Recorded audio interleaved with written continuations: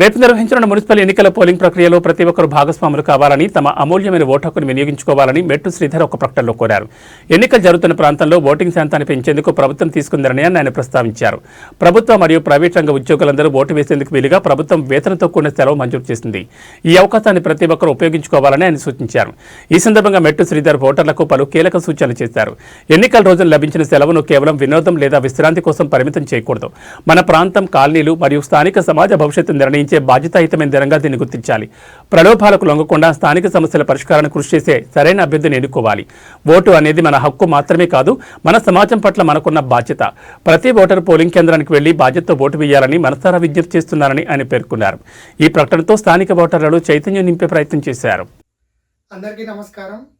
మరి రేపు మున్సిపల్ ఎన్నికలకు సంబంధించి పోలింగ్ ప్రక్రియ కొనసాగబోతా ఉంది. ప్రభుత్వం గిట మరి ఎక్కడెక్కడైతే మున్సిపల్ ఎలక్షన్లు జరుగుతున్నాయో అక్కడ ప్రభుత్వాల, ప్రైవేటు ఉద్యోగులకు వేతనంతో కూడిన సెలవుని గిట మంజూరు చేయడం జరిగింది.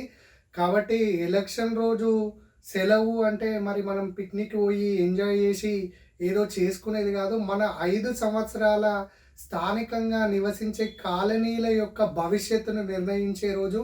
కాబట్టి సరైన వ్యక్తికి సరైన విధంగా ఓటును, మీ ఓటనే ఆయుధాన్ని ఇచ్చి మరి మీ ఓటు హక్కును వినియోగించుకోవాలని కోరుకుంటా ఉన్నా.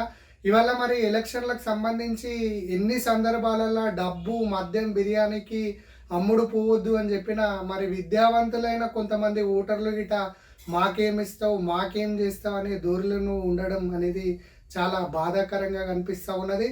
మరొక్కసారి అందరికీ చెప్పేది ఏంటంటే, ఇవాళ అధికార పక్షమైన, ప్రతిపక్షమైన, స్వతంత్ర అభ్యర్థి అయినా ఏ వ్యక్తి కౌన్సిలర్గా గెలిచినా అభివృద్ధి అనేది ఆగదు. కాబట్టి మంచి వ్యక్తికి, మంచి విలువలు కలిగినటువంటి, విద్యావంతులైనటువంటి, అందుబాటులో ఉండే వ్యక్తి, మిమ్మల్ని గౌరవించే వ్యక్తికి మరి మీరు మీ ఓటును ఇవ్వాలని చెప్పి, మీ ఓటు అనే ఆయుధంతో ఆయనకు అండగా నిలబడాలని చెప్పి గిట నేను కోరుకుంటా ఉన్నా.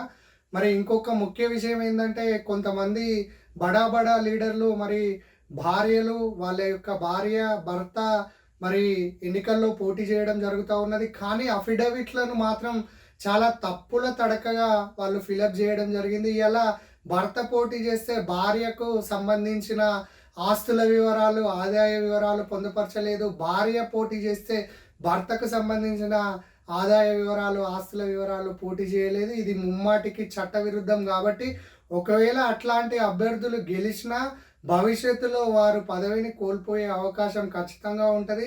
దానికి సంబంధించి గిట మరి న్యాయ నిపుణులతో చర్చించి కార్యాచరణ గిట ప్రకటించడం జరుగుతూ ఉన్నదని చెప్పి మీ అందరికీ తెలియజేసుకుంటూ సెలవు తీసుకుంటున్నాను. ధన్యవాదాలు.